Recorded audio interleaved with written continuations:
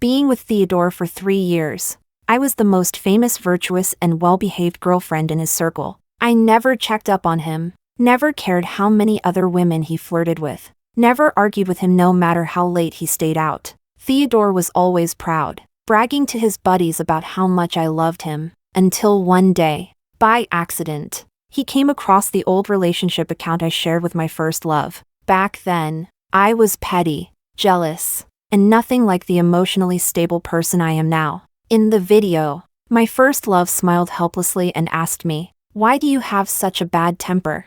I retorted with full confidence, "I only get mad because I love you. If I didn't love you, I wouldn't care at all." Theodore was stunned. Chapter 1. When I ran into Theodore at the bar, a pretty girl in a camisole and hot pants was sitting on his lap. Her pale, slender arms were wrapped around his neck, and as she leaned in, the corners of her smiling lips glittered with lip gloss. A few of his friends who already had wives stood up, grinning apologetically at Theodore. "Sorry, Theodore, my wife keeps calling and nagging me to go home. If I don't leave now, I'll be sleeping on the couch tonight." Theodore let the woman take the cigarette from his mouth and place it into hers, then sneered, "You're all useless. Letting a woman control you like that." The single guys around the table started to hype him up. "That's why Theodore is the man. His girlfriend never dares to check up on him no matter how late he comes home." "Theodore, how do you train her? Teach us, bro." The girl in his arms giggled, leaning down on him. "Exactly. Theodore, if you treat me like this, aren't you afraid your girlfriend will get mad if she sees you?" A smug look flickered in Theodore's eyes as he toyed with her fingers. "She loves me to death. Whatever I tell her to do, she does it. In these 3 years, she hasn't argued with me once." Legend! That's Theodore for you. The guys laughed with envy. "You've been playing around for years and your girlfriend never dared to say a word. That's a real man." The words abruptly stopped when they noticed me standing there with no expression. Theodore saw me too. His face didn't show a trace of panic. He simply pushed the girl off, raised his brows, and beckoned me over. "What are you doing here?" I paused, then walked over and said calmly, "Came with friends." The girl he pushed away looked annoyed. She glanced me up and down, forcing a smile. "Lisa." It wasn't until she got closer that she recognized me. She was Theodore's new secretary, Misty, just an ordinary graduate from a second-tier university. Theodore had personally decided to hire her after seeing her photo on her resume. I didn't expect him to get her so quickly. I ignored her. Theodore looked quite drunk, his peach blossom eyes hazy with moisture. Under the dim lights, he looked almost unreal. He grabbed my wrist and yanked me toward him. "Out having fun without telling me? Give me a kiss." He leaned in toward my lips. Instinctively, I turned my head away. I didn't know if he had just kissed Misty, and I found it dirty. Theodore's expression changed. His smile slowly disappeared, even though he was the one sitting down. The way he looked at me was condescending. "Lisa, what do you mean by this?" I turned my head slightly and whispered, "You're drunk. You despise me?" Perhaps because I embarrassed him in front of his friends. Theodore's eyes grew cold. All of a sudden, he yanked Misty over, pulled her onto his lap, and pressed the back of her head down. Misty's face lit up with delight as she obediently accepted his kiss. Right in front of me, the two of them exchanged a wet, lingering kiss. When Misty finally pulled away, breathless after more than 10 seconds, a thin silver string still clung to the corner of her lips. She glanced at me, the corners of her mouth curling into a smug smile. Theodore stared at me provocatively. His other friends all fell silent, their eyes fixed on me. No woman could tolerate her boyfriend kissing another woman right in front of her. They probably all thought I was finally about to explode. But I only met Theodore's gaze and said lightly, "You're drunk. I'm leaving first." As I walked away, I heard Theodore's friends exclaim in disbelief. "Damn, his girlfriend's emotional control is insane. She's not even mad. That's Theodore for you. She doesn't dare turn against him. She's afraid he'll break up with her. She's too in love." I heard she chased after Theodore for a whole year back then.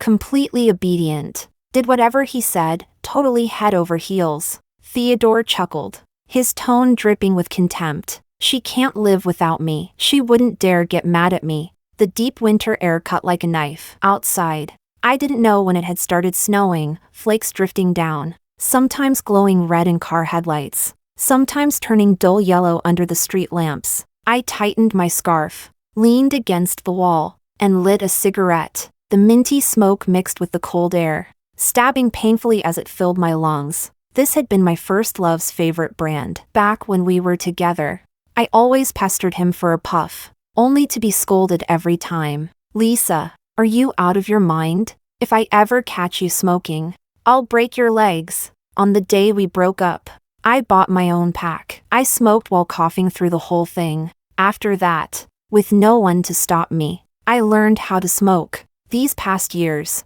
I haven't smoked much, but sometimes, when emotions surge, I just can't control it. Watching Theodore kiss someone else, I truly didn't get angry, because I don't love him at all. Chapter 2. Being with Theodore started because I was the one who pursued him. The first time I met Theodore was at the opening of a new bar. He was there as an investor, the table in front of him piled high with drinks, and the beauties around him were laughing at his every tease. That face drew the gaze of every girl present. I remember that night. Many people went up to ask for his WeChat. I did too. Plenty of people liked Theodore, but I was the one who held on the longest. For a year, whenever he called, I went. Whenever he waved me away, I disappeared. No matter how far, as long as he said one word, I would show up in front of him. Theodore's love of playing around was infamous in our circle. There was never a shortage of women at his side, even if he had just fooled around with another woman. If he called me, I would pick him up without asking a single question. I would simply cook him a pot of hangover soup. Everyone thought I was madly in love with him. They all said that Lisa's family was already disgraced, bankrupt, and on top of that, their only daughter was bewitched by young Master Theodore, lowering herself to be his doormat. The turning point between us came one night when we were both drunk, and somehow we ended up in the same bed. All I remember is that Theodore was especially rough that night. I cried many tears, clinging to him as I sobbed. When morning came, Theodore looked at the marks all over my body and my swollen eyes. Perhaps out of rare pity, he lit a cigarette and asked casually, "Do you want to be with me? But let's make this clear first." He said around the cigarette between his teeth, "Don't try to control me. I hate women who try to control me." I stared at the blanket over my chest for a moment, dazed, then said, "Okay." Theodore always thought that night my tears were tears of joy, but he never knew that day had been my first love's birthday. From the very first banquet, I had noticed Theodore because his profile looked so much like my first love. In the dim lighting of that night, there was a fleeting moment when I thought he had come back to me. From the age of 17 until we broke up at 25, I was with Fabian for nearly 10 years. He had been the only scholarship student at our private high school, admitted for his stellar grades. I heard that his family used to be well off, until his father was betrayed by a business partner, went bankrupt, and, unable to take the blow, committed suicide. His mother had already been frail, and soon after, she passed away as well. Overnight, Fabian went from being the adored young master to a penniless orphan, but Fabian quickly pulled himself together. He was never servile, never arrogant. Even in a private school filled with heirs and heiresses, he maintained the top spot in academics, and was even elected student council president. Who wouldn't like someone like him? I confessed to him many times and was rejected every time, but I never gave up. I kept liking him anyway. There were plenty of girls who liked him. One by one, they gave up after being rejected. Only I held on. Finally, on the eve of graduation, when I confessed to Fabian for the 6th time, he looked at me helplessly and asked, "What exactly do you like about me?" My face burned. Tears welled up stubbornly in my eyes. I didn't even know if it was from anger or sadness. I only knew that I liked Fabian. There didn't need to be a reason. Sometimes liking someone simply has no explanation. "I just like you. I like everything about you." Fabian's expression grew complicated. After a long while, he spoke softly, "But I have nothing. I can't give you anything." "Someone like me. Do you still like me?" I shouted. "I do." "Fabian, even though I like you, I have my limits too. If you don't say yes this time, I'll never ask you again." Fabian looked at me for a long time, then let out a long sigh. It was helpless, almost like surrender. After a while, He pulled me into a gentle embrace. You really are a fool. My eyes widened, and after a skipped beat, my heart began to pound violently. That was the first time I knew what it meant to feel overjoyed. So this was what it felt like when someone is happy. It's as if fireworks really do explode inside the heart. After that, Fabian and I became a couple. He had excellent grades, while mine were nowhere near his. For me, he deliberately left 2 questions unanswered on the college entrance exam so he could apply to the same university as I did. When I found out, I cried my eyes out. He only held me and laughed. Fool, why are you crying? Whatever university we go to doesn't matter. Don't worry, I won't ever let you suffer. He never made empty promises. By sophomore year, Fabian had already started his own business with a group of friends and earned his first pot of gold. By the year we graduated, he had bought a large apartment in the city center, renovated in my favorite style, intending it to be our marital home. Everything was going smoothly. In our plans for the future, there was only each other. Neither of us ever doubted that we would end up together. Until after graduation, when I took him home to meet my parents, that was when I saw my father's face turn ashen. Fabian swayed on his feet, his complexion draining of color. Later, I learned the truth. My father was the very partner who betrayed Fabian's father, driving his family to ruin. Life's irony is merciless. Because my father had always been away on business, Theodore had never met him before. None of us had ever imagined such a possibility. That day, my father sent my mother and me away, insisting he needed to talk to Fabian alone. Not long after, Fabian left without saying goodbye, disappearing overseas. He didn't leave me a single word, not even an explanation. The same man who once crossed half of China just to be by my side when I said I missed him. The man who had promised to love me forever, who knelt with reddened eyes and asked me to marry him, saying that with me he finally had a home, just abandoned me, and I couldn't even bring myself to hate him, because it was my father who ruined him. Who wouldn't hate that? If it had been me, I would have hated too. Perhaps it was retribution. Not long after, my father's investments failed, and he committed suicide. My family went bankrupt as well. Meanwhile, Fabian thrived abroad. His sharp investment vision caught the winds of opportunity. Within just a few years, his company rang the bell on Nasdaq, and he became a well-known rising star in technology. The tables had turned. We had no more intersection, and we never could again. So when I met Theodore, for the first time in a long while, I felt my dead heart begin to beat again. To me, what difference did it make who I was with? Theodore looked so much like Fabian, it was already a gift from heaven. For that face. All these years I was endlessly obedient, always at his call. Whenever he needed me, I was there, no matter how late he played around outside. One phone call and I would get out of bed to pull him away from another woman. He never remembered my birthday, nor our anniversaries. Even on my birthday, he didn't come home, spending it instead partying with some new girl he had met. Theodore had always been notorious in our circle as a playboy, wild, indulgent, changing women more often than he changed clothes. Even before my family went bankrupt, I had already heard of his reputation. After we got together, he never restrained himself, not even a little. More than once, other girls made a scene right in front of me. I could see several times that he wanted to break up with me, trying to use excuses to do so, but I never got jealous. And I never quarreled. Over time, he gradually got used to my presence. He and his friends all thought I loved him to the core, that my love was so humble it was pathetic. But in truth, I didn't care at all. All I wanted was that, in the quiet of midnight dreams, I could still see that face, and pretend, even for a moment, that Fabian was still by my side. That illusion alone was enough for me to keep going. Chapter 3. It was one of Theodore's friends' birthdays, and he invited people from the circle out for dinner. Everyone brought their partners, and Theodore brought me as well. What I didn't expect was that Misty showed up too, naturally slipping into the seat right beside Theodore. She even asked me, "Lisa, you don't mind if I sit here, do you?" Theodore glanced at me. I said nothing. His smile gradually faded. With a cold chuckle, he pulled Misty into his arms. Misty clearly liked Theodore very much. Throughout the meal,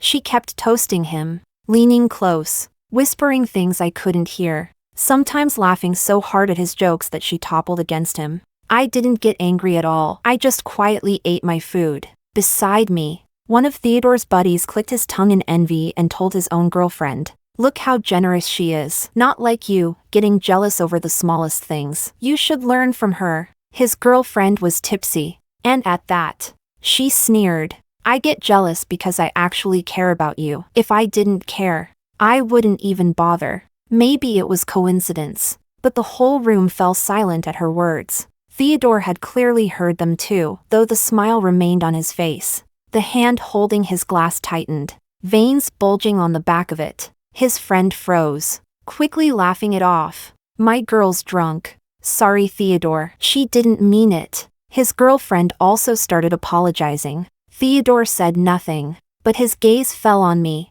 I turned my head away, deliberately avoiding his eyes. Suddenly, he asked me, "You're really not the least bit angry? What's there to be angry about?" I replied, puzzled. "Isn't this the freedom you wanted?" I got to see this face whenever I wanted, and he got the freedom he craved. We each had what we needed. What was wrong with that? After all, when Theodore first agreed to be with me, he had warned me not to interfere with him. All these years, he never lacked women outside. I thought that was the way he liked it. Yet now, he looked displeased, pulling Misty even closer, until she was practically sitting on his lap, right in front of me. The two of them exchanged a wet kiss. It was as if I didn't exist as his girlfriend. The others weren't surprised, though a few glanced at me with sympathy. I scrolled through my photo album to pass the time, waiting for the night to end so I could go home. After a few more rounds of drinks, Misty grew tipsy, perhaps emboldened, perhaps unable to hold back her desire to replace me. She glanced at me several times before sneering. "Still using an iPhone 12? That's pretty retro." I ignored her, but she only grew bolder. "I can't even remember what an iPhone 12 looks like anymore. Must be an antique by now. I'm kind of curious. Actually, why don't you let me take a look at it?" "Sister?" "No." I gripped my phone tightly. "Theodore, tell Lisa to let me see it. It's just a phone. What's there to be stingy about?" When I didn't respond, Theodore frowned. "She wants to see it. Just let her." "No." I refused again. Theodore Misty whined, clinging to his arm. Maybe because my refusal embarrassed him, Theodore's face turned cold as he reached out his hand toward me. "Phone." I said nothing. "What's on your phone?" Misty fanned the flames. "Could it be something you don't want anyone to see?" Theodore's eyes darkened, and he lunged to grab my phone. "What are you doing?" Startled, I tried to pull back, but in the struggle the phone slipped from my hands. Instinctively, I shoved Theodore away to catch it. His lower back slammed into the corner of the table, and he let out a pained grunt, cursing. "What the hell is wrong with you, Lisa? It's just a damn phone. If it breaks, I'll buy you another one." The next second, he froze. His words cut off mid-sentence. On the screen, a video I had just watched lit up and began to play. It was from when I was still with Fabian. I was lying on his back, not knowing he was filming me, pouting as I scolded him. "Why did you talk so much to that girl today?" Fabian said helplessly. "She's the vice president of the student council. We were discussing proper business." "Honestly, why are you always so jealous? Were you a vinegar jar reincarnated?" I got angrier. "I'm jealous because I like you. If I didn't like you, I wouldn't care if you dropped dead." Fabian just laughed, hitching me higher on his back. All right. You like me. I get it. Then I should be happy." "Huh?" I poked him on the shoulder, demanding, "From now on, you're not allowed to talk to other women, not allowed to add their contacts, not allowed to like anyone else." Okay, I'll listen to you." "Where did you even get such a bad temper?" The video kept playing. I picked up the phone and shut it off. Theodore stayed frozen in place, motionless. No one had expected things to unfold this way. The room fell into silence, all eyes on us. The next moment, Theodore suddenly snatched the phone from my hand and smashed it violently to the ground. Without thinking, my hand flew across his face in a sharp slap. Then I bent down frantically to pick up the phone. It was the last piece of Fabian I had left. But the phone was already shattered beyond repair, the screen completely black. Clutching it in my hands, I finally turned my head toward Theodore. The slap hadn't been hard, yet Theodore stood there stunned. He didn't even cover his face. He just stared at me blankly, as though bewildered, as though he no longer recognized me. Everyone around us was shocked. No one dared to make a sound. The silence was suffocating. A pang of regret flickered in me, mixed with a strange, inexplicable relief.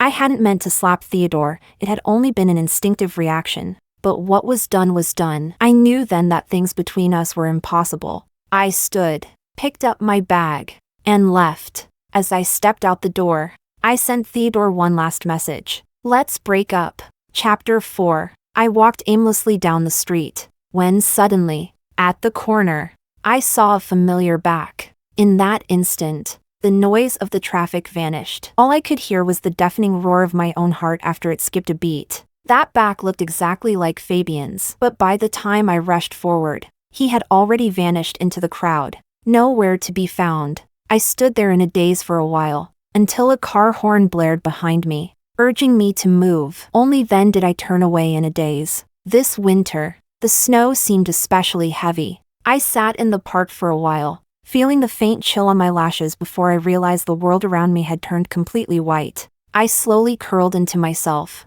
unwilling to leave. I didn't know where to go. After my father's death, my mother quickly remarried and went abroad. I had no home anymore. Fabian had once given me a home, only to abandon me. And Theodore? That was never a home at all. I had places I could stay, but not a single home I could return to. Tears slipped down my cheeks. I wiped them away and was about to stand when suddenly a shadow fell across me. For a moment, I thought Theodore had come looking for me, but when I looked up, my breath stopped. That face, one I had seen countless times in my dreams, had crossed the line between dream and reality to appear before me. I couldn't tell if this was real or illusion. My fingers trembled, afraid to reach out. Snow clung to Fabian's lashes, slowly melting. For a moment, I thought the man who had once loved me had truly returned. His voice was gentle. I'm back. I don't remember how I ended up back at Fabian's place. All I remember is that I couldn't stop crying, clutching him desperately, refusing to let go, until he helplessly lay down with me in his arms, patting my back. Don't cry anymore. I'm not leaving. If you keep crying, you'll get a headache. I couldn't even form words, only managed to choke out between sobs. When did you come back? A few months ago. I froze, then burst into louder tears. Then why did you wait so long to find me? Fabian lowered his gaze, emotions swirling in his eyes that I couldn't read. I heard you were in a relationship. I didn't know if I should disturb you. Then why are you here now? I couldn't help it. At last, he admitted defeat. I can't forget you. Lisa, I can't let you go. I miss you so much it's killing me. I give up. I can't do this anymore. My hands stilled, and then I rose toward him. Fabian bent down. In the freezing winter night, with snow falling all around us, his kiss was burning hot. Neither of us spoke another word. We had been together too long, our tacit understanding was too deep. Words were unnecessary. There was no awkwardness, no distance. Our bodies were too familiar with each other. It wasn't about desire. It was about longing, about claiming each other once again. As I clung to him, almost in fear, I realized how terrified I was this might all be just a dream. Then I felt his arms tighten even more around me. In the near painful trembling of our bodies, we confirmed each other's existence again. When I woke, daylight had already broken. Snow was still falling outside, thick clouds pressing down, the world hazy and blurred. Beside me, the bed was empty. My heart lurched. I clutched my chest, stumbling up, only to bump into Fabian coming back inside. The dim light cast shadows across his sharp features. His lips, flushed red from exertion, were breathtaking. Relief washed over me. I grabbed his arm. I thought it was just a dream. These past years apart, I'd dreamed of him so many times, but the happier the dream, the more desolate the waking. Leaning in his embrace for a long while, I finally found the courage to ask. This time, will you leave again? About my father. Fabian rested his chin atop my head. After a long silence, He finally spoke. Back then, I couldn't handle it. I didn't know what to do. I truly hated him. And because of that, I couldn't help but hate you too. These years abroad, I lived in torment, hating you and loving you at the same time. I nearly went insane. I even saw a therapist. But nothing worked. I kept dreaming of you. He whispered, holding my hand. Dreams where you cried and asked me, Fabian, why don't you want me anymore? The pain was unbearable. I'd wake up and smoke all night. Lisa, tell me, what was I supposed to do? Later, I realized, your father was your father. You are you. What he did has nothing to do with you. And now he's gone. I'm willing to let go. Let's start over. He hugged me tighter. I won't leave again. Never again. That old place isn't good enough. I bought a new house. Let's decorate it from scratch together, okay? My eyes blurred with tears as I clung to his arm. Okay. The sun broke through the clouds. At some point, the snow had stopped falling. At last, my sky had cleared. Chapter 5. I took a long vacation, and Fabian didn't go to work either. We stayed at home, only leaving the bedroom when we were too tired. Curling up on the sofa to watch TV. After the show, we'd head back to bed. Sometimes at night going downstairs together just to wander through the supermarket. He cooked my favorite dishes just like he used to, and we sat at the table to eat together. When we were done, he would press me back into my seat and not let me wash the dishes. I can do the dishes, I explained. I can do a lot of things now. Back then, Fabian spoiled me if he could do something. He never let me lift a finger. But Theodore was different. Born into privilege, pampered from childhood, he couldn't do anything on his own. After being with him, I slowly learned how to pour disinfectant into the floor cleaning machine, how to cook 3 dishes and a soup in an hour after cutting my hands countless times, how to iron shirts. Fabian froze for a second, holding a bowl in his hand. His expression was hidden in shadow. I couldn't see it clearly. After a pause, he reached out and patted my head, his voice slightly hoarse. I'm back now. From now on, you don't need to do any of that. That night, as usual, we came out of the bedroom and lay on the sofa to watch TV together. My phone rang. I picked it up instinctively, but froze when I saw the name on the screen. Theodore. He hadn't contacted me once since our breakup. I thought he had long grown tired of our relationship, that the breakup was a silent agreement we both accepted. Besides, I'd seen how well he was doing these days, posting on his social media about bar hopping, flirting, drinking, living carefreely. What reason could we possibly have to stay in touch? Seeing me hesitate, Fabian lowered his head. Who is it? Oh, just a spam call. I didn't want to stir up anything, so I hung up right away. A breakup was a breakup. Over the years, I had given Theodore more than enough. I owed him nothing. There was no need to keep in contact. The happiness of living together couldn't last forever. Fabian still had business to attend to. In the morning, as I sent him off to work, I couldn't help clinging to him, tugging on him as I warned. Is your secretary a man or a woman? Fabian raised a brow. A woman. I narrowed my eyes. Pretty? Young? Single? Pretty. Young. Great figure. And single. Furious. I yanked at his tie. Fabian, are you looking to die? You dare hire a female secretary? When Theodore hired a female secretary, I didn't care. But if Fabian dared to, it would drive me insane. Fabian lowered his head from my tugging, but instead of being angry, he smiled as he studied my expression. Then he suddenly reached out and pulled at my cheeks hard. Look at you, jealous little thing. If I actually hired a female secretary, you'd cut my dick off in the middle of the night. My secretary's a man. My assistant's a man. My driver's a man. There isn't a single woman around me. Now calm down, you little tyrant. I hooked my arms around his neck, threatening, if I ever find out you're fooling around with someone else, you're done. I swear I'll kill you. All right. All right. Fabian let me cling to his neck and nag for a while, then suddenly asked, and what about you? I froze. What do you mean? The smile on Fabian's lips remained, but the laughter in his eyes slowly faded. That day, it was him calling, wasn't it? Will you still be entangled with him? Only then did I realize Fabian had always cared about this. He hadn't asked before, Maybe because he had been holding it in. I panicked. I don't like him at all. Being with him was only because he looked like you. You left. And I was in so much pain. I was stupid and just found a substitute. These years, I never forgot you. I've been waiting for you. And now? Fabian's expression didn't change. Now I only want to be with you. I never loved him. I don't know what madness made him call me that day. But I definitely won't have anything to do with him again. Only then did Fabian seem satisfied. He kissed me once and left. I watched his back disappear. And just as I was about to head home, I froze. From behind the tree, Theodore stepped out of the shadows. He crushed his cigarette under his polished shoe and sneered. Well, Lisa, so you never liked me at all. Breaking up with me was just so you could run back to him, wasn't it?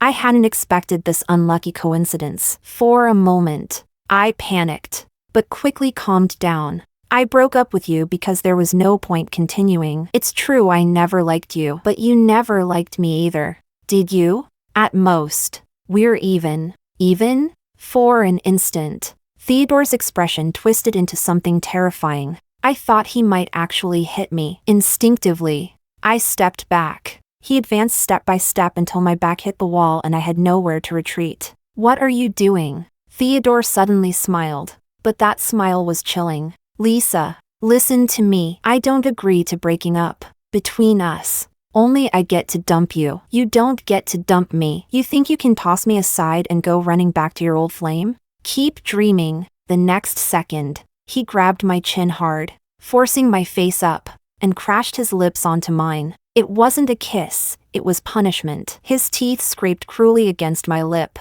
and the tang of blood slowly spread. I shoved at his chest with all my strength, but he was solid as stone, pressing harder. Kissing more brutally. Pain blurred my vision until tears finally forced their way out, and only then did he let go. I gasped for breath, eyes red, shouting, Theodore, what the hell is wrong with you? Theodore smirked. My blood smeared on his lips like a vampire fresh from feeding. Remember what I said. His dark eyes locked on mine. Lisa, you're only mine until I get tired of you. I snapped. My palm cracked across his face.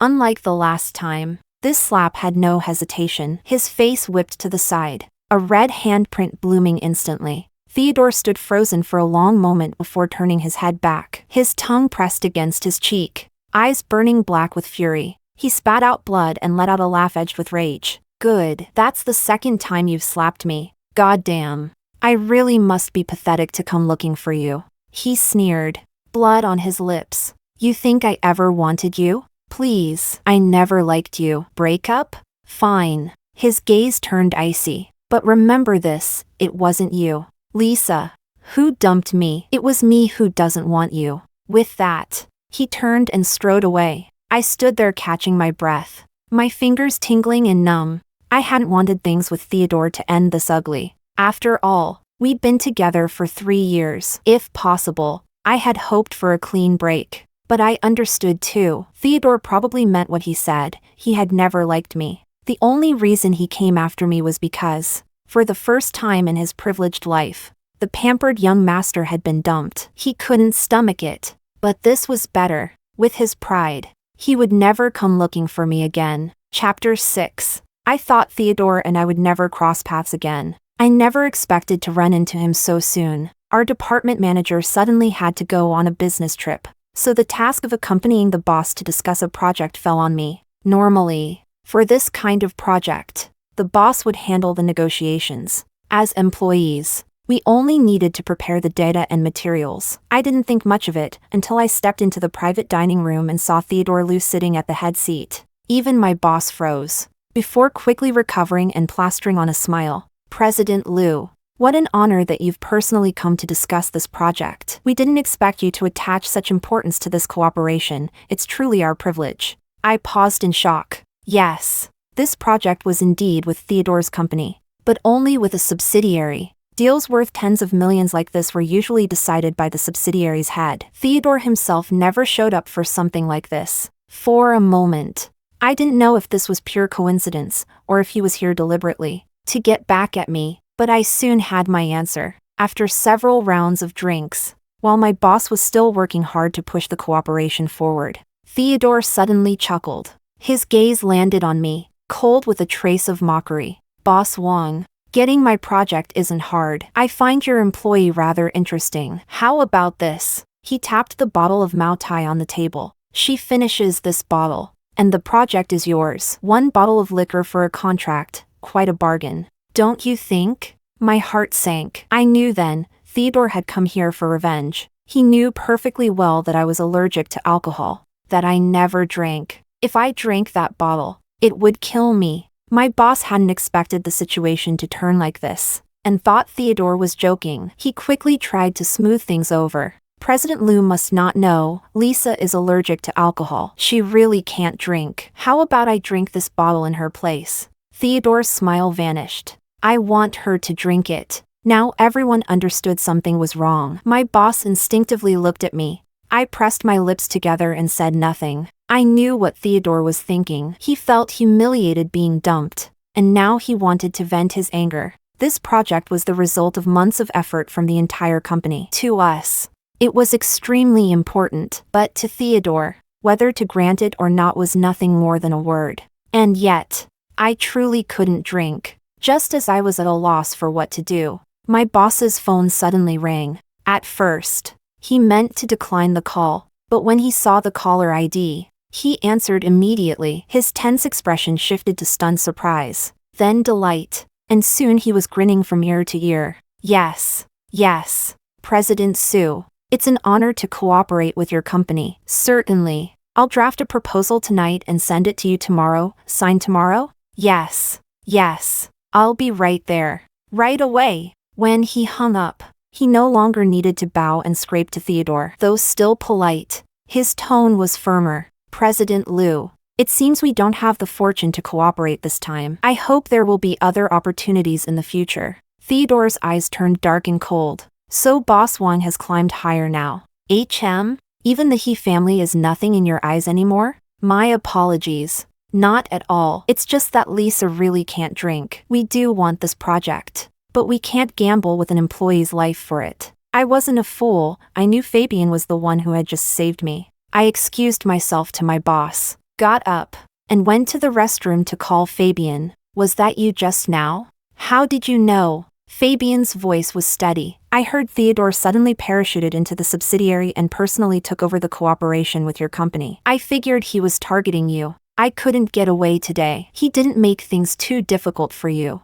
did he? No. My voice softened despite myself. Luckily your call came just in time. Good. Don't be afraid. I'm here. If you don't want to keep working, just walk away. I can support you. I hung up and walked out, but slowed my steps once I reached the hallway. Theodore was leaning against the wall, cigarette between his fingers, smoke curling heavily in the air. I hesitated. At first, I intended to pretend I hadn't seen him and simply pass by, but as I walked past, he suddenly grabbed my wrist and yanked me back. Blind. Are you? Can't see a living man standing here? He sneered. I jerked my arm free, frowning. What the hell do you want? You like him that much? What does he have that I don't? Theodore ground out the cigarette with his fingertips, narrowing his eyes at me. I knew if I didn't give him an answer, he wouldn't let it go. He doesn't have improper relationships with other women.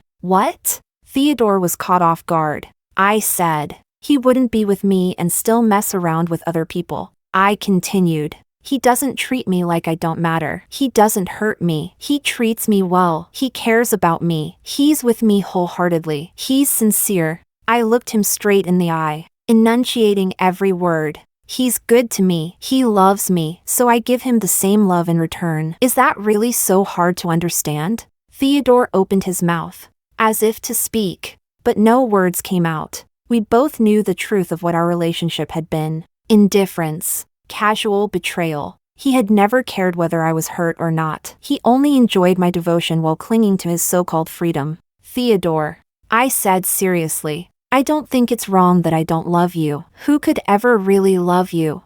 You never valued this relationship yourself, yet you demand others to cherish it? You don't love me. You're just unwilling to accept losing. No. He blurted, but then shut his mouth tightly. I spoke softly. You asked me what makes him better than you. The truth is, you're not even the same kind of person. To compare you to him would be an insult to him. Under the light, the color drained from Theodore's face, leaving him ghostly pale, his pupils constricted sharply, his lips trembling faintly, but he couldn't say a single word. I didn't look at him again, brushing past his shoulder. I walked away. Chapter 7. On a deep winter night, freezing rain began to fall. Fabian, wearing the fluffy pajamas I'd bought him, leaned against the windowsill and reached out to take the cigarette from my lips. I don't care what you did before, but now that I'm back, if you dare smoke again. Are you looking to die? He stubbed out the cigarette, his gaze drifting to the window. He's still out there. Aren't you going down? I didn't know what madness had seized Theodore, but lately he had been coming to see me every day. Each time, I avoided him, and by morning he would disappear. But today it was raining, and he hadn't even brought an umbrella. He just stood there in the downpour, his wool coat drenched, his black hair plastered against his forehead. He lit a cigarette under the street lamp, but the rain quickly snuffed it out. For once, he looked almost pitiful. I sighed, and Fabian pulled my clothes tighter around me. If you want to go, then go. Just make it clear to him, and come back. You've got 10 minutes. If you're not back in 10 minutes, I'll come down. I looked at him with complicated feelings, a little moved. I knew Fabian must also feel uncomfortable right now, but he didn't say a word about it. Never put pressure on me. That was exactly why I had always loved him, because he loved me this way. I'll make it clear to him. Thank you. I hugged him as I was heading downstairs. Fabian called after me. Wife. HM? I turned back. Under the hallway lights, his eyes were shadowed by his brow, but his lips curved faintly in a smile. When you come back, will you still love me? Yet his voice was tinged with the faintest rasp, almost imperceptible. Of course he cared. I smiled, ran back to kiss him quickly. 10 minutes. I promise. The winter night was bitterly cold. Theodore's face was ghastly pale, his normally unruly black hair plastered flat. Defeated. Against his fair forehead, droplets slid from his lashes, like tears. But I knew Theodore would never cry. I stopped in front of him. Neither of us spoke. His trembling fingers dropped the cigarette to the ground at last. Finally, he spoke. Lisa, if everything he can give you, I can give you too, will you come back to me? Even as he asked me to reconcile, he clung stubbornly to his superiority. I wiped the rain from my face. You don't really like me, Theodore. You're just unwilling to lose. How would you know? Theodore's voice was hoarse. Lisa, you're not me. What right do you have to speak for me? What right do you have to say, I don't like you? I looked up at him, bewildered. What? Are you going to tell me that you actually liked me all along? Theodore opened his mouth, but I cut him off. I laughed. You mean, in the 3 years we were together, when you never cared about my feelings, when there was never a shortage of other women around you, when you never cared if I was happy or sad, never cared if I was angry, you treated my devotion as leverage, as something to control me with. You didn't care about my joys or sorrows. You wanted me to love you wholeheartedly while you kept your so-called freedom. I stepped closer. Theodore's pupils constricted sharply. Softly, I said, you're not about to tell me that after we broke up, you suddenly realized you were deeply in love with me, that you had actually liked me all along. Are you? Because Theodore, if that's your definition of love, then your love insults both you and me. Theodore's lips trembled. You don't love me. You just can't stand being dumped. You mistake that obsession for love. No. Theodore's dark eyes flickered, his voice breaking. No, Lisa. It took him a long time to force the words out. I really do like you. And with that confession, it was as if a floodgate had burst open. Theodore's whole body seemed to collapse, as though the tension inside him had finally snapped. His lashes trembled. I know saying this makes me an asshole, but Lisa, I really do like you. When we were together, I never thought much about it. You gave me so much security that I never imagined you'd actually leave me. But the moment you said break up, I realized you could leave. And since then, I dream of you every night. I can't sleep. I glanced at my watch and cut him off. Whatever. It has nothing to do with me anymore. I need to go back upstairs. Don't come looking for me again. Behind me. Theodore suddenly yanked me back, his voice breaking as if he had finally snapped. But Lisa, God damn it. I love you. How can you do this to me? You liked me too, didn't you? You can't say that after treating me so well. You never felt a thing for me. If. His eyes were bloodshot. If I had been first. I said flatly, there is no if. Even if you really loved me. He loved me long before you ever did. All my firsts were with him. All my strength was spent on loving him. The promises you're making to me now, he already made them to me long ago. One by one. I pried his fingers off me, cruel as it felt. I couldn't stop myself. Theodore, I truly never liked you. Everything I did for you was just me repeating what I once did for him. From beginning to end, I never loved you. I was only chasing his shadow in you. Thank you for loving me, but I don't need it. I hadn't wanted to spell it out so plainly, but since he wouldn't stop clinging, I had no choice. And somewhere deep down, I even felt a faint, guilty satisfaction. He had treated me that way once. Now it was finally his turn. I pulled free completely. Glancing at the time, I saw it was exactly 10 minutes. Fabian was watching me from the balcony. That night, I didn't know how long Theodore stayed downstairs. Fabian and I were intimate as usual before bed, perhaps because he still cared about Theodore being there. He was unusually rough that night, leaving me exhausted enough to fall into deep sleep. At 2 in the morning, I woke from thirst and went to get water. Passing the balcony, I saw Theodore was still downstairs. The rain had stopped. He stood beneath the street lamp, a faint orange glow from his cigarette between his fingers. The next morning, on my way to work, I glanced down in passing. The ground beneath the street lamp was littered with rain-soaked cigarette butts. Chapter 8. When I got the news that Theodore had been hospitalized for a bleeding stomach after drinking, his friends kept urging me to go visit him. After all, you two were together once. Even if you broke up, you can't be this heartless, right? I refused outright. It has nothing to do with me. Don't ever contact me about him again. A few days ago, that girl Misty had also called me, crying as she cursed. Was it you? You old bitch. Who made President Lou fire me? He doesn't love you. Why won't you stop clinging to him? You vile woman. You'll die miserably. I didn't say a word. Just blocked her. I truly didn't want any more entanglement with Theodore. All this trash, these trash people, trash matters, would only drain me. But when I got home after work, I saw a dark figure sitting outside my door. I startled. Fabian was away on a business trip, and I was alone. Still, this was the most secure residential area in the city. Nothing like this had ever happened before. It wasn't until the figure turned his head that I recognized Theodore. He had lost a lot of weight in just a few days. The coat that once fit him well now hung loose on his frame. Looking closer, I realized, under his coat, he was wearing a striped hospital gown. He had just come out of the hospital. I frowned. What are you doing here? I told you, there's no chance between us. Theodore shifted, one hand clutching his stomach, the other reaching out toward me. I came to give you this. Only then did I see what it was, that phone. Back then, I had wanted to find someone to repair it, but after getting Fabian back,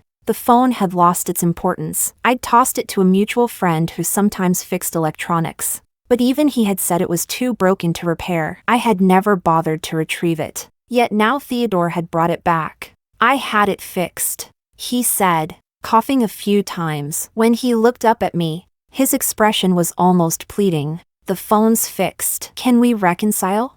I won't treat you like I did before. Whatever he gives you, I can give you too. I've already fired Misty. I'll never get entangled with any other woman again. Theodore clenched his jaw, humiliation written all over him. You don't have to break up with him. I don't mind when he's not around. I can be with you. I was stunned. For a moment, I thought Theodore had gone mad. This proud young master, arrogant to his bones, saying something like this? Could it be he truly loved me? The thought was absurd. I almost laughed out loud. When I had been utterly devoted to him, when I had been by his side faithfully, he hadn't cared at all. But now that I had left him, suddenly he claimed to love me, to know how to cherish me? Should I say it, human nature is despicable? I'm not like you, I said, looking down at Theodore. I love him, I won't hurt him, and now that I have him, I don't need anyone else. Move aside. I want to go home. Under the light, moisture flickered in Theodore's eyes, and finally, it spilled over. His face darkened completely. Sitting there, he suddenly reminded me of stray dogs I'd once seen, abandoned and shivering on the street. Just as I was closing the door, his hoarse voice came from behind. If back then, I had treated you well, would you have chosen me instead? My steps faltered, but I shut the door. That door became the final barrier between me and Theodore. I leaned against it, lit a cigarette. The faint mint scent mixed with tobacco filled my lungs as I inhaled deeply. I didn't know. I truly didn't know. Had I ever liked Theodore? Probably not. From beginning to end, he had never given me a single reason to. But those late nights of whispered closeness, those fleetingly warm embraces, if, back then, we had been like a real couple, would I have loved him? I didn't know, but now, none of it mattered. From beginning to end, there had never been any fate between us. Chapter 9. The decision to go abroad with Fabian was made on a midsummer day. Fabian's company was expanding into the European market, and I had also received a transfer order to the European branch. We planned to leave together, far from all the chaos and wounds of the past. Perhaps only then could we truly start anew. Before going through security, I instinctively glanced back. For a moment, I thought I saw a familiar figure, but the crowd was too dense. When I looked again, the figure had already vanished. As if it had all been an illusion, I stood frozen for a few seconds. Later, I occasionally heard fragmented news about Theodore. They said he often drank heavily afterward, his stomach illness worsening until he was hospitalized several times with bleeding. Later he stopped drinking, but suddenly settled down, never went out to play again, as if he had become an entirely different person. His family introduced many suitable matches from families of equal standing, but he rejected them all, choosing to live alone. I didn't know how I felt about it. Did I hate him? Not really. Pity him? Not quite. Only sometimes, in the middle of the night when memories returned, I would sigh for a fleeting moment. Are you really just leaving with me like this? You won't regret it later? Fabian suddenly gripped my hand. Once we go, we won't be coming back anytime soon. His eyes locked firmly on mine, waiting for my answer. I looked away, then clasped his hand back, smiling. No regrets. As long as I'm with you, anywhere is home. As the plane pierced through the clouds, I cast one last glance downward. The clouds gradually swallowed the city until it disappeared completely from sight. The good and the bad, all left behind in that city. My story with Theodore was never beautiful, but now, at last, it could finally come to a complete end. Story 2. Kevin never liked studying. He spent his days fighting and getting into trouble, but oddly enough, he used to listen to me the most. I promised him that if he made it into the top 5 in the class, I'd grant him a wish. He really did change his ways, buried himself in his studies, restrained his temper, and stopped getting into fights. That was until the transfer student arrived, the one with the bright, confident smile who loved motorcycles and blowing smoke rings. Kevin started skipping classes again, and I went to find him. He reached out, took the cigarette from the transfer student's mouth, took a deep drag, and smiled mischievously. Celine, a poor kid like you, the only thing you've got going for you is how obedient you are, right? It's just that being obedient is pretty boring. I said nothing, turning away silently. Then I threw the scarf I had spent more than a week knitting for him straight into the trash. Chapter 1. Kevin had started skipping classes again. After evening study ended, I had just stepped into the hallway when I was stopped by his mom. His mom was my mom's best friend. She moved to our neighborhood a few years ago, and as a single mother supporting a family, it wasn't easy for her to always keep an eye on Kevin. As a result, Kevin had spent much of the past few years at our house. So, when she couldn't find Kevin, she usually came to me. I had already decided not to get involved with Kevin anymore, because ever since that transfer student Misty showed up, he didn't like being associated with me. He would even keep his distance after school, as if afraid someone might misunderstand. But back then, he was the one who stuck to me, wanting to spend every hour of the day by my side. Just as I was about to refuse, I met the tear-filled eyes of that middle-aged woman. My heart softened instinctively, and I thought about how my mom must also worry about me the same way. Back in my room, I dug out the scarf I had long since finished knitting. In the past couple of years,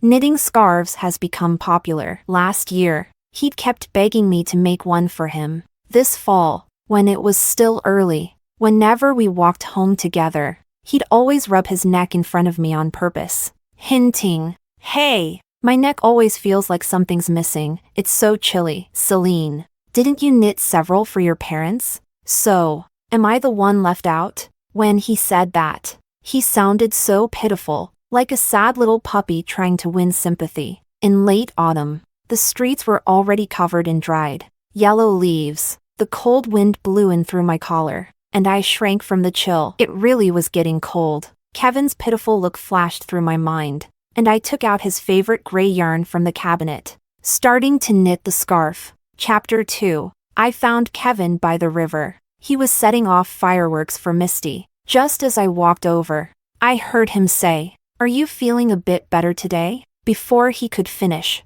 he caught sight of me from the corner of his eye, and the smile on his face froze. Our eyes met, and the air between us instantly grew tense. It was Misty who broke the awkward silence first. She turned to me with a bright smile and said, "Celine, I'm feeling down today. Kevin is just keeping me company to cheer me up. You don't mind, do you?" I didn't say anything. Instead, I turned to look at Kevin, and suddenly one of the firework tubes on the ground exploded. Startled, I saw Kevin rush to Misty, carefully shielding her head and face. Some sparks fell on the back of my hand, and some hit my clothes, burning a couple of small holes. My heart felt a sting at that moment, but I suppressed my discomfort and said, "Your mom is really worried about you. If you're not too busy, at least give her a call." Misty let out a laugh. "Celine, you sound like a boring old housekeeper. What exactly is your relationship with Kevin?"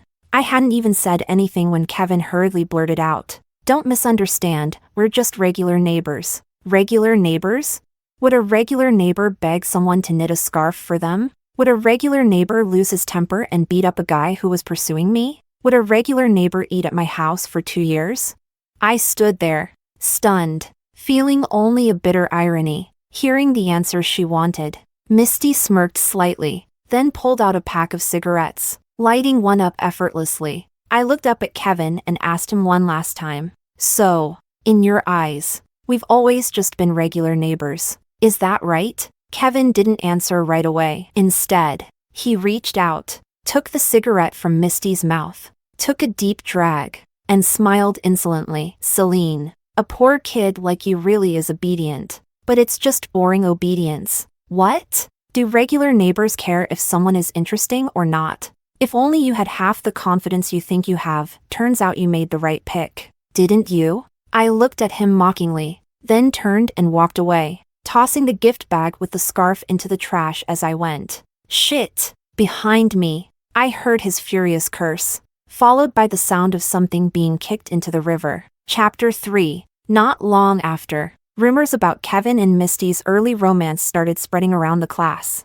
getting more and more intense. There were even posts about them on the school forum, and some people even dubbed them the school prince and princess. With their newfound fame, they naturally drew the attention of the teachers, and both of their parents were called in. I didn't know the specifics of what happened, but Misty came back with a slap mark on her face and her eyes red. Kevin's expression was dark and menacing. He walked straight toward me, glaring at me fiercely, and kicked over my desk. Honestly, after our relationship changed, I thought the worst that could happen was us becoming indifferent strangers. I didn't expect we could end up like this. That he would look at me with such malice, like he was looking at an enemy or something filthy. I was stunned for just a moment, then stood up and looked at him coldly. "What do you want, Kevin?" He grabbed me by the collar. "What do I want? You don't know? I really have to hand it to you. Still pretending? Playing innocent, acting all obedient and dignified.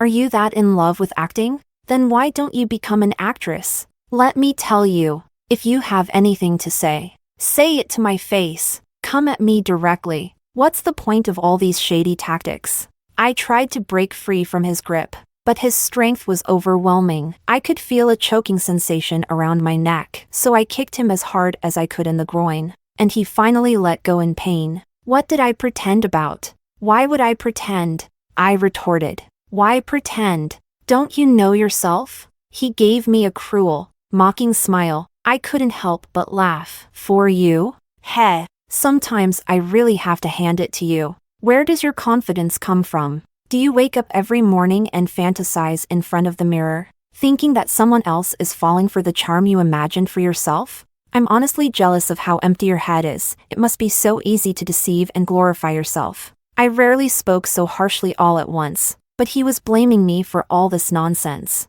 and I just couldn't take it anymore. I even felt ashamed that I used to think of this person as a friend, that I used to value someone so inherently mean and despicable. You bitch! My words completely enraged him. The veins on his forehead bulged, and he clenched his fists, pulling back his arm, ready to punch me. I wasn't the slightest bit scared. I just looked at him coldly and said, "What did my mom ever do to you? Do you think insulting someone else's mom makes you cool? Is that what you've become over the years, someone with no decency at all? Let's just say the meals my mom cooked for you were all wasted on a dog." Kevin's mom used to work long hours, making barely enough to cover her debts. After she moved to our neighborhood, Kevin had almost every breakfast and dinner at our house. During holidays, he basically stayed with us. I never mentioned any of this before. I always tried to protect his pride. But today, without understanding anything, he kicked over my desk and grabbed me to interrogate me.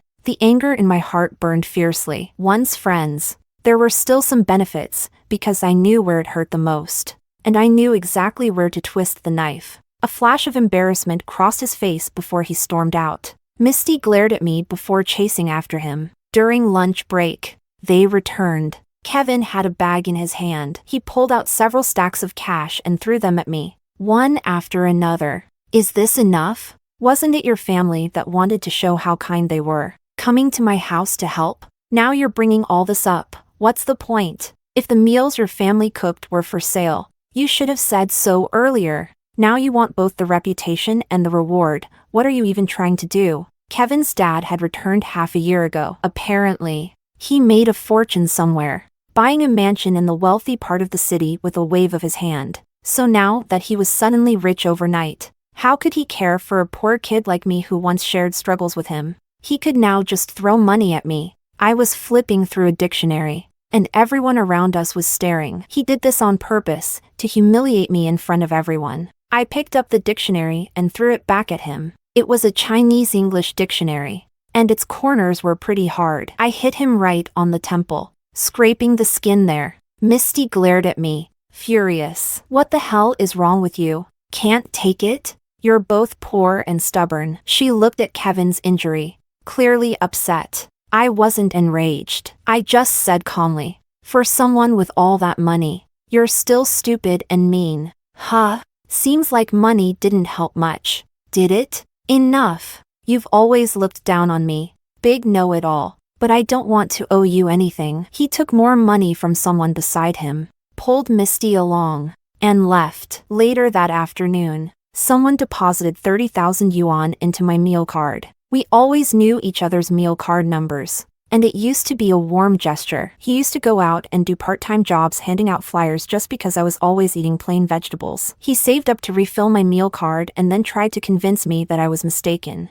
that it was a nice surprise, and I should treat myself to something good. Or he'd make up some excuse that it was probably the school rewarding me for keeping my grades up. Such clumsy lies. But they were the greatest comfort during those hard times. But he didn't know, this world is very small. I had already seen him handing out flyers under the scorching sun. He also didn't know that the thick winter coat I gave him that year was bought with the money I earned from tutoring for the first time. After 2 trial lessons, I started tutoring on weekends as a part-time job. My rates were low, and I was responsible. So more and more people came to me. I kept it up for half a semester. The money I earned went to our meals and to my family during that winter, which I cherished deeply. Back then, everything was wonderful. It felt like the gift of the Magi, our intentions more precious than anything else. And now, He's the one mocking me, looking down on me. Chapter 4. Time flew, and it was already my second year in high school. The pressure to study became more intense. To avoid wasting time on my way home,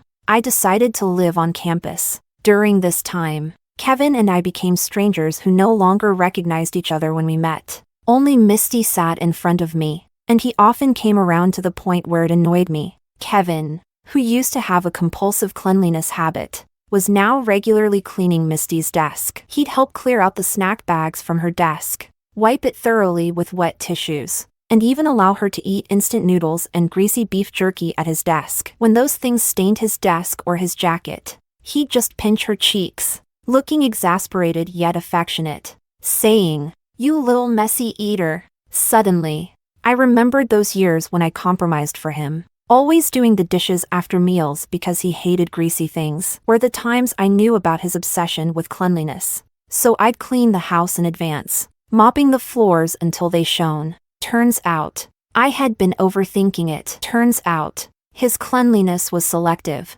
but it's all in the past now, and I don't have the energy or time to waste on it. Whether out of responsibility or conscience, I needed to study hard and give my parents and myself a satisfactory answer with my report card. I thought life would continue like this, in a predictable rhythm. But suddenly, for some reason, Misty also decided to live on campus, and she was assigned to the same dorm room as me. On the day she moved in, Kevin even came to help her make her bed. In the afternoon, after working on problems for too long, I'd usually try to take a bath after dinner to cool down and clear my mind. When I came out of the bathroom with a towel wrapped around me, I caught Kevin's ambiguous gaze. I hastily grabbed a jacket and put it on, anger filling my chest. "Misty, this is the girls' dormitory. Can't you read?" I said. She didn't even get a chance to reply before Kevin stepped in front of her, confronting me. "Celine, can you stop pretending for a day? Will it kill you? When I used to come to your house, you often wore..." I cut him off with a slap. He wanted to say I used to wear pajamas at home, but that was not an excuse for a guy to come into the girls' dorm. Besides, even if I wore pajamas, they were just normal sleepwear, nothing inappropriate. Not wanting to argue with them any longer, I went straight to get the dorm supervisor. So on Misty's first day moving in, she and Kevin got disciplinary records. Maybe we were never meant to get along. Even if I swallowed my pride, she wouldn't let me go. Not long after she moved in, she'd complained that her money had been stolen or that her belongings had gone missing. There were 6 of us in the dorm, 2 were her followers, and 2 chose to stay out of it. Keeping quiet, the 3 of them often gossiped about me, saying it was bad luck to share a room with a poor student. That some people, used to being poor, lacked any decency. I argued back every time and fought with them, but it was truly exhausting, and Kevin would only add fuel to the fire. In class, he would deliberately say things to provoke me. "Didn't I put money on your meal card? Can you stop embarrassing yourself? Like an annoying fly, won't kill you, but will disgust you to death." One day, Misty said her HR face cream had been emptied, and her minions chimed in sarcastically. "It's always the poor ones. Maybe they've never used anything nice in their life, so they have to sneak and use their roommate's stuff." I told her to make herself clear, who was the poor one. She replied, "Whoever's reacting and finds it offensive, that's who." Being poor doesn't necessarily mean being a poor jerk, but if you're vile enough, you just become a filthy scumbag. Things quickly got out of hand, until Misty stood up, acting magnanimous, saying she didn't really care and that if anyone wanted to use it, they could just ask her. They were determined to pin this on me. She was magnanimous, but I wasn't. I decided to call the police. While we were waiting for them, the rest of the class showed up, including Kevin. He rushed up and grabbed my arm. "Celine, when will you stop? Haven't used that cheap stuff." "Huh? I'll buy you 10 bottles, okay? Do you really have to embarrass yourself here? What the heck? Did they both join some cult or something? Couldn't survive a day without acting like jerks?" Not wanting any more contact with him, I pulled my arm out of his grip and coldly said, "Get lost." The police arrived quickly. Misty crossed her arms confidently, looking at me. Before long, One of her lackeys couldn't wait any longer and opened one of my snow cream jars, acting all clever. "Hey, this doesn't seem like." Everyone's attention was drawn to her, and another chimed in. "Not like the cheap cream Celine uses." Huh. I couldn't help but smile at their performance. Basically, they wanted to send the cream for testing. If it turned out to be true, it would be considered theft on my part. And given that the cream was relatively expensive, it would meet the filing standards for a case. I fully supported this idea: never let a thief get away. But also don't let any despicable person falsely accuse others. That snow cream jar had been sitting there all along, and even though it was mine, how could anyone prove that I was the one who touched it? If I really wanted to steal, would I make such a spectacle by putting it in the dorm? And how did this roommate's nose become sharper than a dog's, able to differentiate between creams? After I said that, the roommate who had sniffed the cream immediately stood up and said, "Do you think everyone is as poor as you? We handle this every day. Of course. We can tell the difference."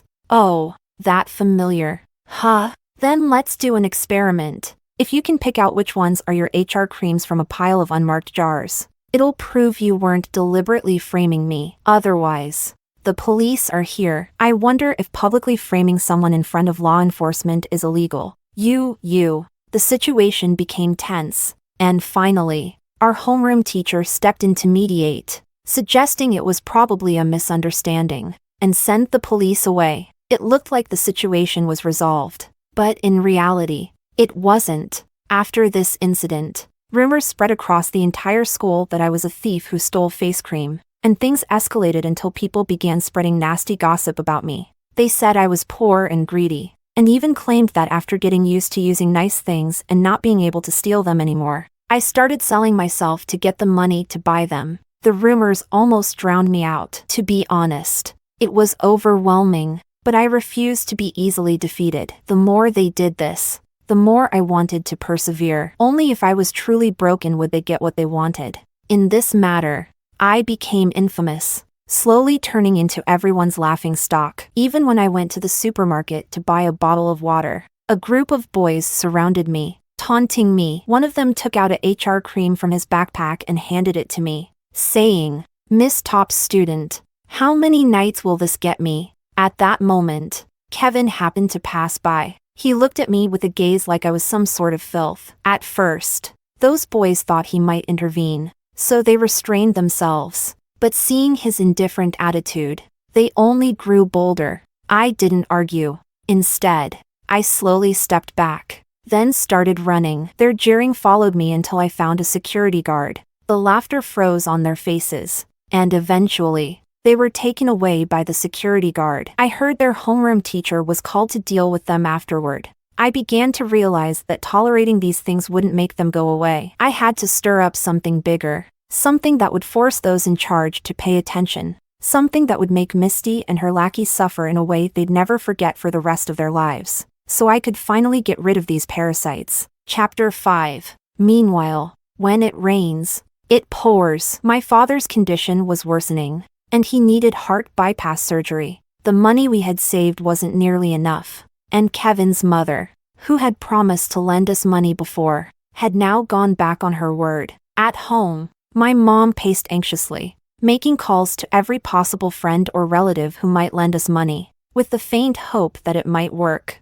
I went to find Kevin's mom. It was naive of me, and in my mind, I still recalled her pitiful expression when she begged me to look after Kevin. I wondered, could someone really turn their back on you so quickly? But she didn't even let me inside. She looked at me with the same gaze Kevin had, like she was looking at garbage. "Celine, didn't your mother teach you self-respect? Do you really need to be this greedy? Haven't you had enough of the money Kevin gave you? So young and already so insatiable." She spat out many such sentences. As I looked at her fierce expression, I recalled her tearful pleas to help her find Kevin, or to ask my mom to take care of Kevin. I couldn't help but wonder, is this really the same person? It didn't matter anymore. One must learn from their experiences. I didn't argue with her, nor did I ask her again. I just turned around and left. Staying any longer would only bring more humiliation, and if I already knew the outcome, there was no need to waste more time. Just as I stepped out of the building, I ran straight into Kevin, who was returning from playing basketball. He looked at me confidently and said, "It's not entirely impossible to lend you the money. What are the conditions? You go and apologize to Misty. You made a mistake. And it's only because of her generosity that she didn't hold it against you. But that's not a reason for you to push your luck. So, this is what it was all about." He stood a short distance away, watching with interest, waiting for my compromise and submission. I raised my eyes and looked at him coldly, speaking softly. "Kevin, what? Finally ready to admit you're wrong? Those who are low will eventually get what's coming to them. Your time is near." My father's surgery couldn't be delayed, but I didn't trust a promise from someone like him, and admitting to stealing would essentially be a death sentence for my entire family. Fortunately, Kevin's mother reminded me that the money in my meal card hadn't been touched much yet. So, I went to the cafeteria, made a scene, and managed to get the money refunded. I sent it to the hospital to help my mom deal with the urgent medical needs. The next day when I got to school, my desk was covered in insulting messages painted in bright red: thief, prostitute, and other humiliating words that made the desk an eyesore. The homeroom teacher went through the motions of asking who had done it during class. Since no one confessed, there were no consequences. However, she privately spoke to me and said I shouldn't keep causing trouble just because of my good grades, and that it takes two to tango. Kevin crossed his arms and watched from the side. When I got closer, he looked at me mockingly, saying, "Celine, after all these years, have you learned nothing? Are you going to cry and run to your mom again? I told you, if you just apologized to Misty." I slapped him across the face. The sharp sound of the slap echoed through the entire hallway, silencing everyone. "Teacher, does it make a sound? Can a single slap make a sound?" I glared at them, holding back the tears threatening to spill from my eyes. The homeroom teacher was silent for a moment. Then she grew furious. "Celine, you dare to treat a classmate like this in front of me? Do you really think you're blameless for everything that's happened? You." I didn't pay her any more attention, straightened my back, and walked away with large strides. That evening after the night study session, I didn't return to the dorm. Instead, in the afternoon, I went to Misty's lackey, the one with the weakest mental state, and repeatedly questioned her, asking if she wanted to drive me to death. I told her that if I died, it would be her fault. Then, under each of their pillows, I left a note: "I will haunt you even after I die." I also left a suicide note in my desk, detailing how I was bullied at school, how I couldn't bear the mental pressure, and how I felt I had let my parents down, but really couldn't keep going anymore. I walked out of the school gate and headed towards the river along monitored areas. First, I called a popular live streamer who gained fame discussing school bullying. Initially, I couldn't get through, so I started spamming her chat, sending private messages saying I felt like I couldn't hold on anymore and wanted to end everything now. Once she replied, I briefly explained the situation at school. The call finally connected, and I calmly explained what I'd experienced. The host tried to comfort me, repeatedly asking for my location. I stayed silent, refusing to give an answer, but deliberately walked to the bus stop. When a bus arrived, and the stop was announced, I pretended not to notice and continued walking toward the riverbank, then climbed over the railing without hesitation and jumped into the river. It was like someone streaming a suicide, but actually doing it. Soon, topics like XX school bullying and student jumping into river at night began trending on social media. The live stream recording, along with my chat with the influencer, spread widely online. Chapter 6. I floated in the water for about 2 hours before they found me. Other than a few scratches, I wasn't in any life-threatening condition. I lay in the hospital, receiving in 4, looking utterly desolate. My mother was the first to arrive. I held back my tears, urging her to go back to my father, but she just held me tightly, repeatedly saying I'm sorry. I was taken aback. I thought she'd scold me first. Doing something like this, I really had no other choice. But I never actually intended to die. When I was little, my family lived by a small town near the river for some time. Back then, many children there were good swimmers, and I learned to swim along with them. To supplement our income, I often caught fish and shrimp. My mother feared I'd rely too much on my swimming skills and get reckless. So she moved us after getting a job transfer. After my repeated urging, my mother finally left, buying me some hot porridge before she went. I had only eaten a few bites when I saw Kevin, eyes red, stumbling in. He reached out to touch me, but I deliberately knocked the hot porridge over him. The porridge was freshly cooked. It was quite hot. His chest turned red and seemed to blister, but he seemed oblivious, just staring at me intently. I sneered at him. Kevin, I'm not dead. Are you disappointed? No, no, no. I didn't know. He panicked, trying to explain. Once again didn't know. Do people never know what they're doing? Disgusting. Suddenly, out of the corner of my eye, I noticed some journalists coming in. Instantly, I put on a hysterical, panicked expression and screamed, "Leave! Can't you all just let me go?" I really didn't take Misty's stuff. I swear I didn't. Tears streamed down my face, and I yanked out the 4 tubes, creating a mess. Blood spurted out, and Kevin, in a panic, tried to hold down my arm, but a flash from a camera momentarily blinded him. He froze, his eyes reflecting shock, and eventually, a look of hurt settled in them. How hypocritical when he was helping them bully me. He didn't think anything was wrong. When I used their own methods against them, he suddenly felt wronged. The journalists blocked him away from me, aiming their cameras and asking what his relationship was with me. He hesitated, as if his throat was stuffed with cotton, trying several times but unable to say a word, before finally fleeing in panic. The journalists, seeing I was in no state for an interview, simply left me a business card and then departed. I let the nurse reinsert the 4 needle, while the room filled with voices talking about me. They said they thought that boy had a close relationship with me because in the video, he went to the place where I jumped into the river in the middle of the night. If no one had pulled him back, he might have jumped after me. Wow. I didn't watch the video, but just imagining it made me feel sick. He always did these pointless, disgusting things. Chapter 7. As I had expected.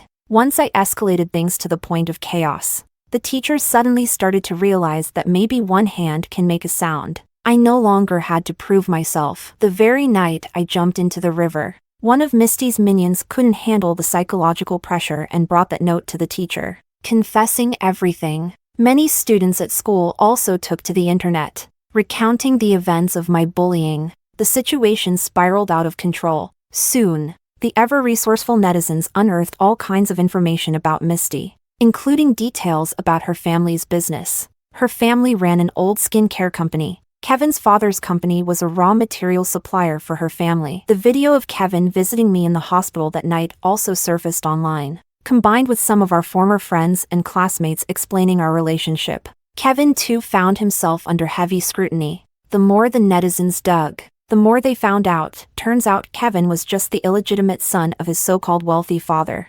Especially for Misty's family's company, their stores and online profiles were flooded with angry comments. A swarm of netizens left messages on the company's official accounts, afraid to use it. Even the rich lady doesn't use it. She says this is cheap cream, and you're selling it to us. Afraid to use it. I can't swim. Afraid of drowning. Selling low-quality products to the poor to make money to buy luxury cream for the rich lady, right?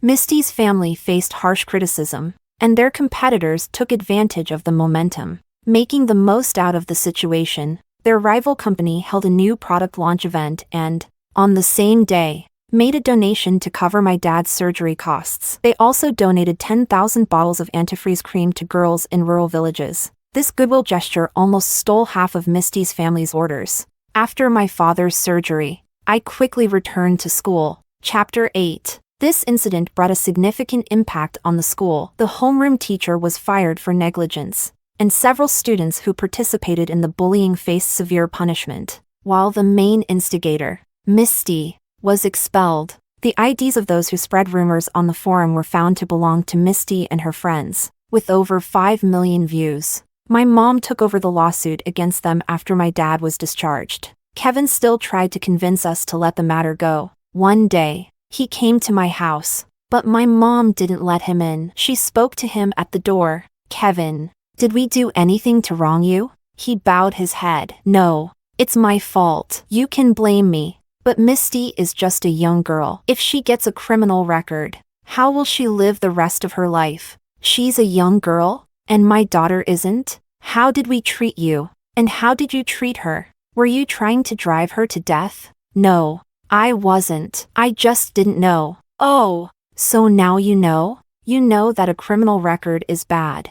So why did you help others frame her? I didn't frame her. I thought. Before he could finish, my mom slapped him hard across the face. I deeply regret letting a wolf into my home. If I had known it would come to this, I would never have been so foolishly kind. You're old enough to understand this. We don't need to greet each other when we meet in the future. Being strangers is just fine. Also, we're poor, and there's no elevator here. The stairs are hard to climb, so you'd best not come anymore. After driving Kevin away, my mother returned to the kitchen with her usual calm demeanor to chop vegetables. As I approached, I saw tears streaming down her face. She put down the knife and hugged me tightly, whispering, "Celine, I'm so sorry. Mom is so useless. I'm sorry." Silently, I hugged her back. This period has been really tough for our family. To say that we have no resentment towards Kevin and his mother would be a lie. We aren't trying to demand repayment by pointing out our past kindness, and we never thought of defaulting on borrowed money. Moreover, the reason my mom asked for help was because over the years, we had also lent money to Kevin's mom several times, especially during the years before his father returned. Back then, my mom thought that if her friend agreed to help, she would certainly follow through. But it turns out that when someone's leg heals, the first thing they discard is their crutch. Chapter 9. After Misty dropped out, she was even more carefree. Kevin skipped classes more and more to be with her. After being called to school several times, his mother came to me again. I sneered. "Auntie, are we that close? How can you be so rude?" She looked at me with a grim expression. I'm always polite to people, but when it comes to some things that aren't quite people, I might not be. Kevin didn't come home that night. He didn't come back the next day either. By the afternoon, his mom was in a panic and went straight to the police. After searching for a day and a night, they finally found Kevin at the bottom of a valley, his leg broken and his face covered in blood. It was nighttime, and no one noticed him at first. It turns out that this was part of Misty's game. Whoever won would qualify to be her boyfriend. Kevin hadn't been riding motorcycles for long, and he ended up crashing off the cliff. They were racing in a very remote area. By the time the rescuers found him, the window for optimal treatment of his broken leg had passed, leaving him permanently crippled, and maybe due to bad luck, he also got a long scar across his face. After leaving the hospital, the scar ran across both of his cheeks. He cautiously went to see Misty, only to be frightened away by her scream of horror. After staying silent at home for some time, he came to see me. He asked if that promise from before still counted. He asked if I would still help him.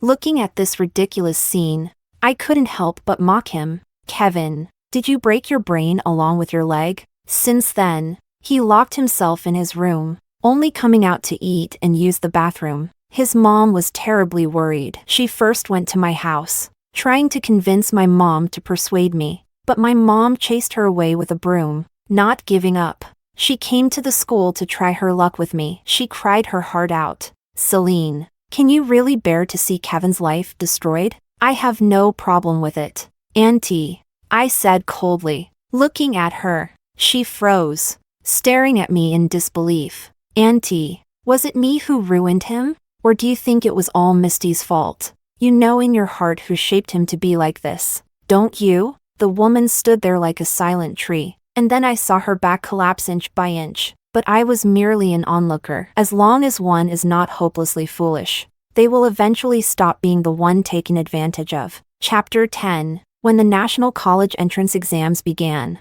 Misty, having been expelled, did not participate. I still remember the day she left school. She looked at me with extreme arrogance and disdain and said, "For someone as poor as you, the college entrance exam is the only way out. But not for me. Maybe when you've studied hard for years, you could get an intern position at my company. Did she have many other paths?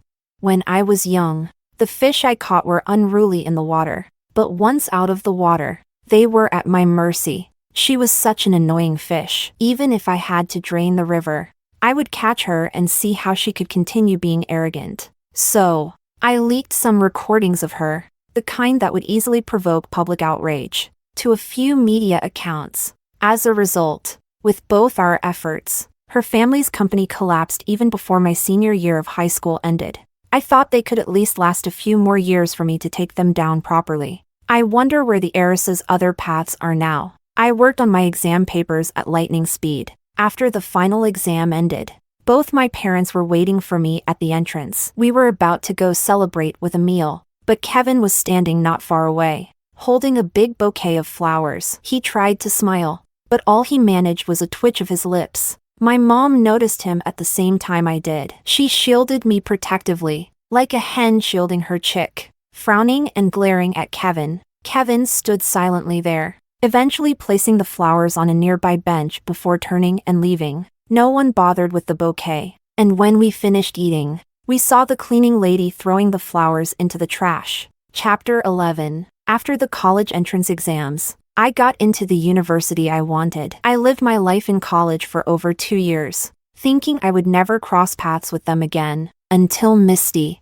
after going bankrupt, turned to live streaming for her livelihood. For the sake of gaining viewers, she tilted her stream, ruined by the province top scorer. Family destroyed. She claimed that I had deliberately incited netizens to cyberbully her back then. People's memories are always short online. And initially, she really did manage to gain some traction. She even found herself a boyfriend, creating a public persona as a devoted wife. As for Kevin, since he hadn't even taken the college entrance exam and due to the trouble he'd caused his father previously, his father's love for him began to wane once more. They didn't stay long in the mansion. Soon they moved back to the old neighborhood, though this time we were no longer neighbors. After starting college, I brought my parents to live with me, and we sold the old house. Using the attention I gained back then, combined with my reputation as the top scorer in the province, I contacted a publisher and published some of my old study notes, earning significant royalties from it.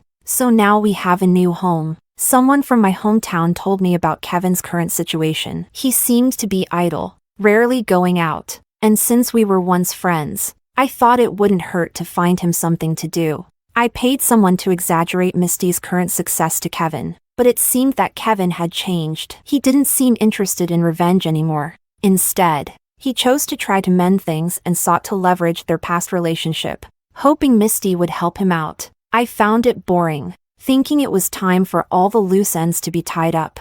Then, things took an unexpected turn. It turns out Kevin had been lying in wait. Somehow, he managed to supply Misty with fake products. Over 10,000 orders were placed, and Misty now faced a tenfold compensation for fake products situation. It seemed Misty would spend the rest of her life paying off the debts. However, Kevin wasn't immune either. He seemed indifferent to his own fate, only wanting to drag her down with him. At that time, the brand my classmates and I had started was in need of exposure, so I didn't miss the opportunity. I released some old evidence, metaphorically kicking them while they were down, and took the chance to launch our own products. I also pledged that a portion of our annual revenue would go towards supporting underprivileged students and combating campus bullying. We even collaborated with the company that had sponsored my father's surgery to release a few co-branded products. When I returned to my old high school, I looked at my former classroom and thought back to that desperate night when I jumped into the river. At that moment, I only had one thought in my mind: I would make it out, and I would save myself. On the day of my graduation, I received a package. By that time, Kevin had already been imprisoned for financial crimes. I opened the box, and inside was the gray scarf from years ago. It turns out he had secretly retrieved it. I let go of it, and the scarf fell into the trash once more. Things that don't belong, along with people who no longer belong in your life, must be promptly discarded.